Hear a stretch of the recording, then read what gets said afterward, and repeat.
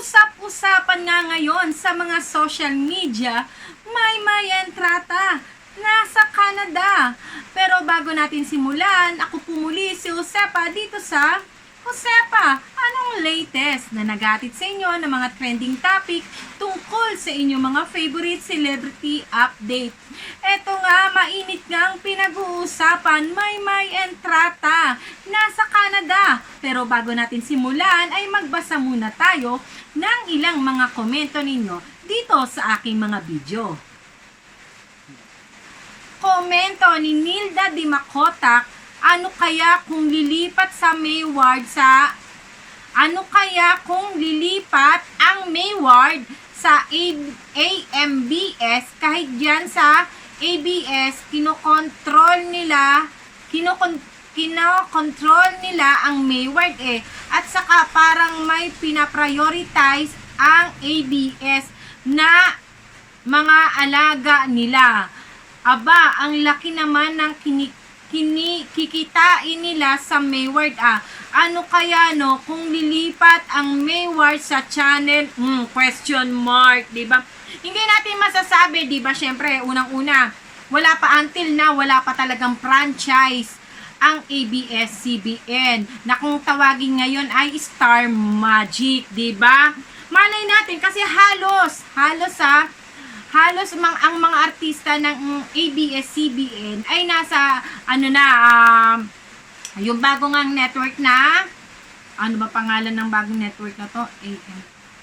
Yung bagong network na AMBS na pag-aari nga ni Manny Villar. Ayan, 'di ba? Na si Willie Rebellion din naman ata ang nag-organize, 'di ba? Kasi halos karamihan na rin ng mga empleyado, mga road manager, 'di ba?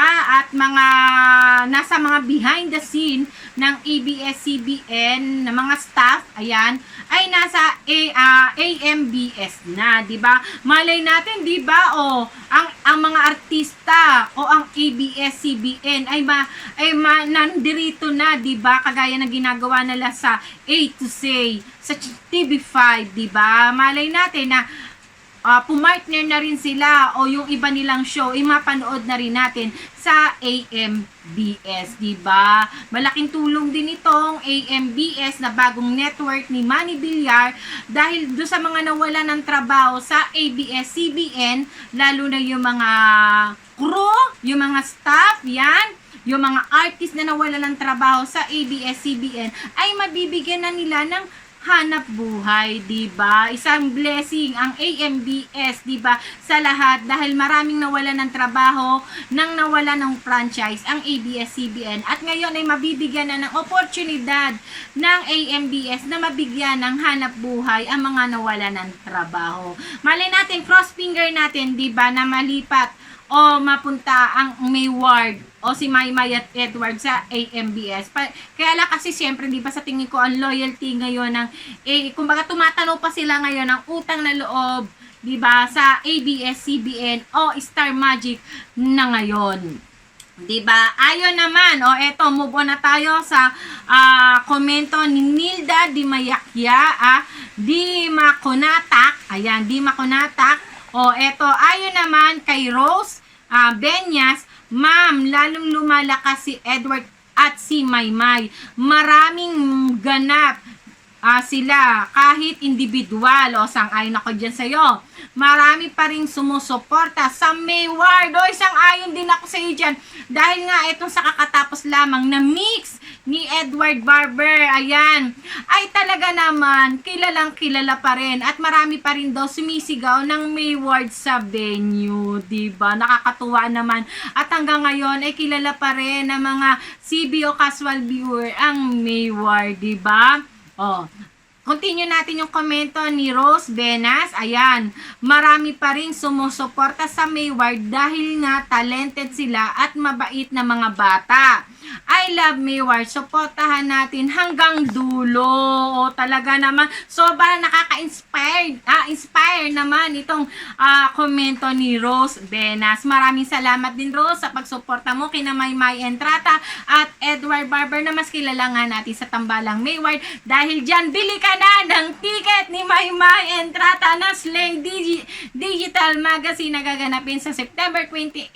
Ayan na sa Thursday na yon. O ayan, sa halagang 799, may pa-Zoom meet and greet na tayo kay Maymay Entrata. At alalahanin nyo, wala pang inaanunsyo ang Star Magic kung sinong mag-host ng meet and greet ni Maymay Entrata. Kaya cross finger tayo kung si Edward Barber ba ang mag-host ng digital Slay Magazine ni Maymay Entrata. At eto nga, huling komento na ating babasahin.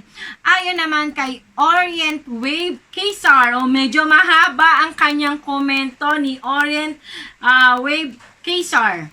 Hindi din ako sang-ayon sa way ng explanation nyo. Okay lang po yon, Orient Way Kesar. Kasi di ba sabi ko nga, ito'y aking opinion at hindi ko ipipilit sa inyo dahil kanya-kanya tayo ng paniniwala at paninindigan, di ba? Kaya yung opinion nyo, yung opinion ko, ayan, magkakaiba talaga ho tayo dyan dahil unang-una, magkakaiba rin naman tayo ng kinalakihan, kaya magkakaiba tayo ng pananaw sa buhay. O eto, continue natin ang komento ni Orient Wave Kesar.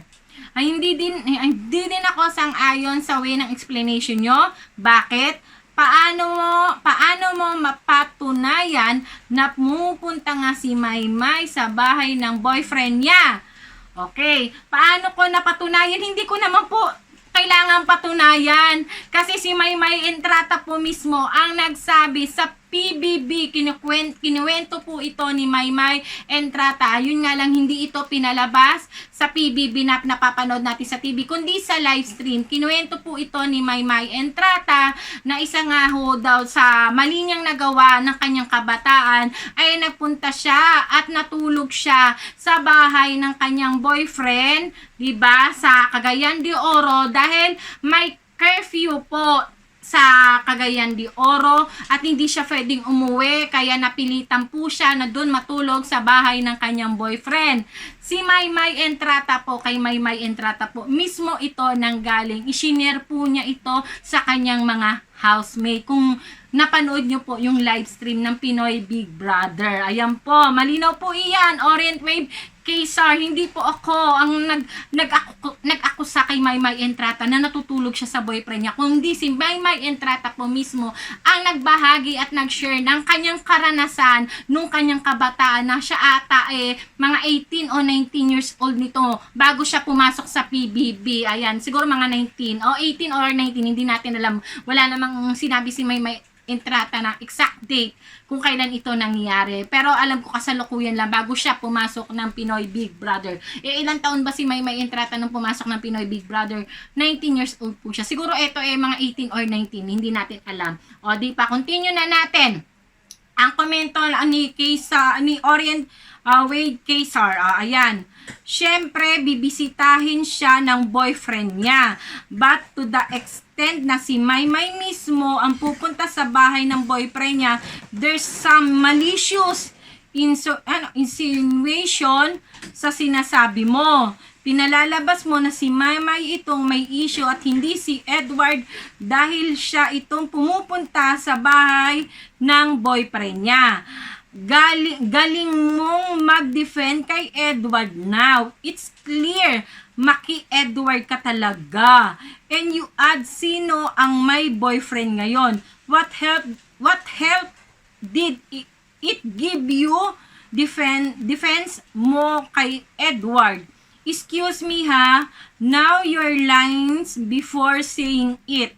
Parang ikaw ang nag-devote for Edward against Maymay. Ayaw mong may masabing kontra kay Edward, pero ikaw itong may sinasabi kontra kay Maymay. Sa PBB house pa lang, sinabi na ni Maymay that at the age of 22, mag-boyfriend na siya. Ngayon ikaw, you're trying to defend Edward by the way of expressing some malicious words against Maymay.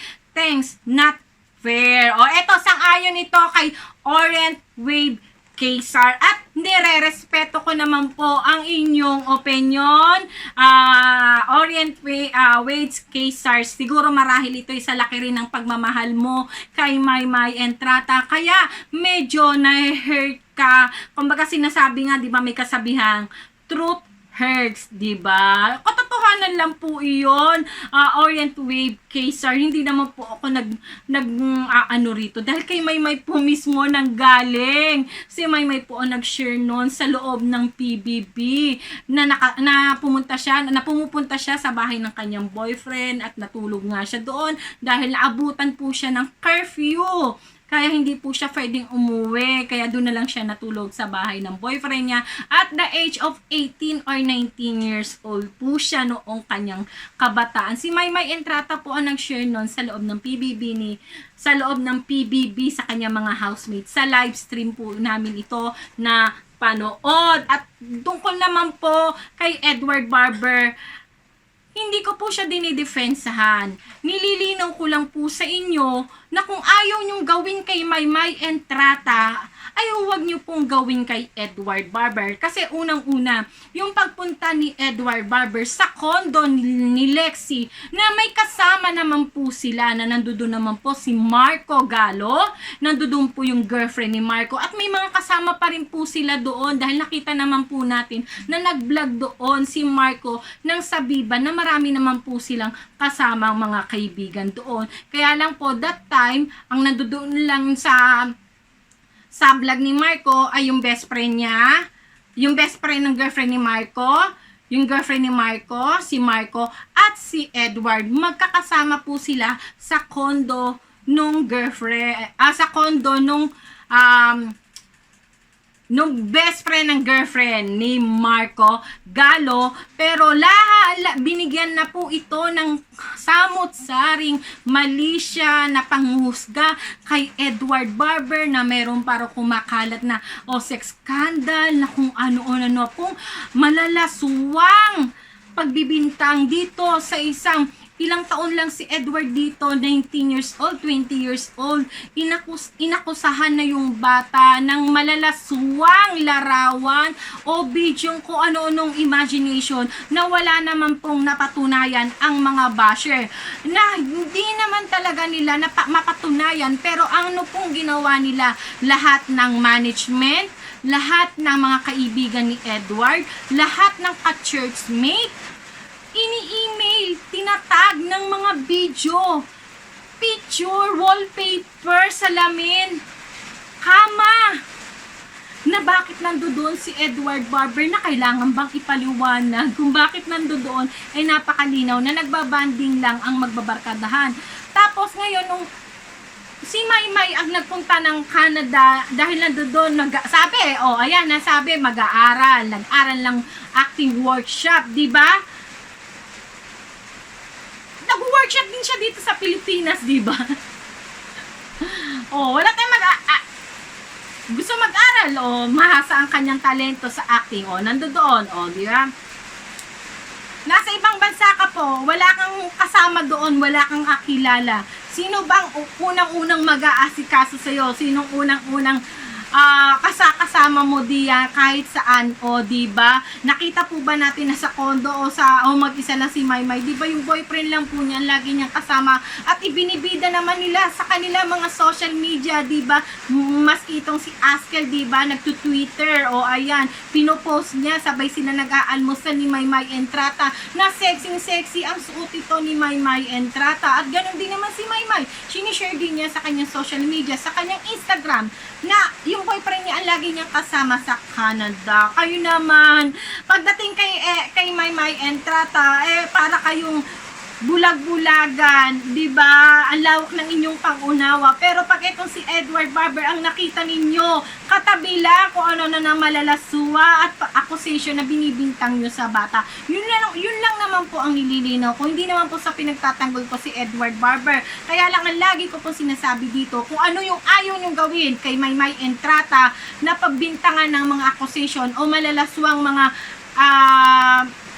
komento o haka-haka, ay huwag nyo rin pong gawin. Hindi lang po kay Edward, maging sa iba po. na mga artist, na mga kaibigan ng Mayward, ay huwag nyo rin pong gawin para hindi po yung ibinibintang nyo kay Edward o sa ibang mga kaibigan ni Maymay Entrata na malalapit sa kanya ay ibintang din ho o ibalik din kay Maymay Entrata. Yun lang po kay sir ang ibig ko pong sabihin dito, hindi dahil sa kailangan kong ilaglag si Maymay para itaas si Edward, diba? Yun lang po nililinaw ko rito.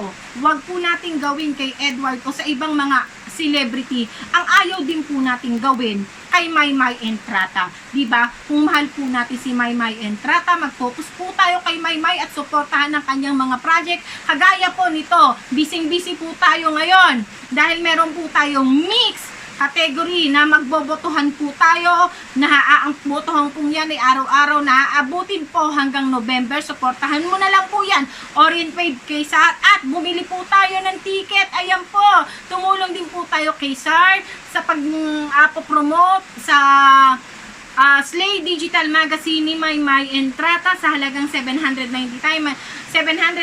May fan meet po siya, meet and greet through Zoom. Yan lang po. Pero naiintindihan ko po kayo, Orient Wave Kaysa, sa sobrang pagmamahal nyo po kay Maymay Entrata. Siguro hindi nyo po napanood yung sa PBB ni Maymay na shinare po niya sa kanyang mga housemate na pumunta siya sa bahay ng kanyang boyfriend at dun siya natulog. Ayan po, para malinaw lang po, okay po? Ngayon, eto nga, balik na tayo sa latest update dito nga kay Maymay Entrata. Dahil nga sa latest update ni Maymay Entrata sa kanyang Instagram story ay nag-share itong si Maymay Entrata ng ilang mga larawan niya. Yan, ilang mga larawan niya sa social media na nakasakay nga siya o sa social media o sa kanyang Instagram story. Ayan, nakasakay siya sa car. Ayan. Diba? Fresh na fresh, no filter, no makeup, pero pretty pa rin, diba? Simple but elegance. Diba? Nabulol na ang lola ninyo. Enjoying Maymay, diba? Sa sobrang sunod-sunod ng kanya mga activity. Ito nga ang mainit na usap-usapan ngayon sa social media. Dahil nga sa Instagram story ni Maymay Entrata ay usap-usapan nga na si Maymay Entrata ay nasa Canada. Ayan hindi ito sa akin nanggaling. FYI lang po. Nabasa lang po natin ito at nakita. Ayan nga, dahil nga sa aurahan ni Maymay Entrata at sa kanyang IGS nga na nasa car siya. Siguro yung background ay nag-conclude na. Ayan, yung ibang mga solid Maymay na nasa bakasyon na nga itong si Maymay Entrata. At kung saang bakasyon, ang sabi nila ay nasa Canada nga itong si Maymay Entrata. At syempre, baka sabihin na naman natin kaya nasa Canada si Maymay Entrata dahil mag-aaral ito ng workshop ulit o kaya acting, diba? Baka nasa vacation si Maymay Entrata bago ulit sumabak sa matitinding mga project. At ayan nga ang meron siyang mix. Ayan, mga solid Maymay, mga Mayward. Habang si Maymay Entrata ay nasa vacation sa Canada, ay tayo naman dito ay busy mag-promote ng Slay Digital Magazine ni Maymay Entrata. Ayan, sa halagang 799 ay may fan meet and greet na itong si Maymay Entrata through Zoom. At kung hindi nyo naman po kaya ang 799 na meron tayong fan meet and greet kay Maymay Entrata sa Zoom, ay pwede nyo naman po itong mabili sa halagang 199 para supportan din po natin ang Slay Digital Magazine ni Maymay Entrata. At malay natin, di ba, ang mag-host ng kanyang digital fan and meet, ayan, tumasi pa laway ko, ay si Edward Barber. Cross finger tayo. Maymay, kung nasaan ka man ngayon, ayan, kung totoo lang nasa Canada ka ngayon, enjoy your vacation dahil deserve mo yan sa sobrang daming project. Ayan, sunod-sunod na project na iyong pinagdaanan dito. After nyo ng US, ayan, nag-pictorial naman kayo ng Slay Magazine. Asap natin to. Tapos, ayan pa ang I Want Asap. Kaya, deserve mo yan. Ang vacation mo, Maymay Entrata. At syempre, tayo mga solid Maymay. Focus sa mga blessing ni Maymay Entrata. At pagbutihan natin, ayan, pagbutihan natin ang voting, ayan, pwede nating iboto si Maymay Entrata. Paano ba iboto sa Mix Award ang kanta ni Maymay Entrata? Eto, favorite song categories, Ama Kabugera. Ayan, i-type nyo lang po, Ama Kabugera by Maymay Entrata. Tapos, isend nyo po siya. Paano nyo po iboboto ang song ni Maymay Entrata at paano natin susuportahan si Maymay Entrata? Ito po, candidate number 12 po si Maymay Entrata na Ama Kabugera by Maymay Entrata. Just text both KH12 at saka isend nyo po sa 8933. Ayan, pwede nyo po siyang iboto kahit anong network, Mapaglobe, Smart, TM o ano pa man. Pwede nyo pong iboto si Maymay Entrata. Just text both KH122 at isend nyo siya sa 8993. Ayan yon sa favorite song category, Ama Kabugera. At ito naman sa 35th Awit Award People's Choice category. Ayan, let's vote Maymay Entrata favorite artist. Ayan na, favorite artist. Text vote KE. Ayan na, KE 13. Tapos isend nyo siya sa 8933. Araw-araw po siya mag-vote sa anumang network at saka ayan, araw-araw rin po nating i-promote ang Slay Digital Magazine ni Maymay Entrata. Ayan, malapit na po siya sa Thursday na. Ayan na, bili na kayo ng ticket. Kung wala kayong 799, ayan, meron pa promo ang mga Solid Maymay. Punta lang po kayo sa Twitter. Marami pong mga pa-promo ang Solid Maymay na pwede nyo rin pong suportahan para makapasama po kayo sa digital fan meet ni Maymay Entrata. Ayan. Paano mga kamarites? Kung gusto nyo ng mga update kina Maymay Entrata at Edward Barber o sa Mayward, ay huwag nyo po kalimutang mag-subscribe. I-click ang bell button para lagi po kayong updated sa mga latest video ko. At sa mga nakasubscribe naman po sa aking YouTube channel, ay maraming salamat po sa inyong pagtangkilik at huwag nyo po kalimutang mag-comment sa aking mga video para atin po iyang mapag-usapan sa aking mga susunod na video. Paano mga kamarites, hanggang sa susunod na update kina Maymay Entrata at Edward Barber. Ako po muli si Josepa. Hanggang sa muli. Paalam!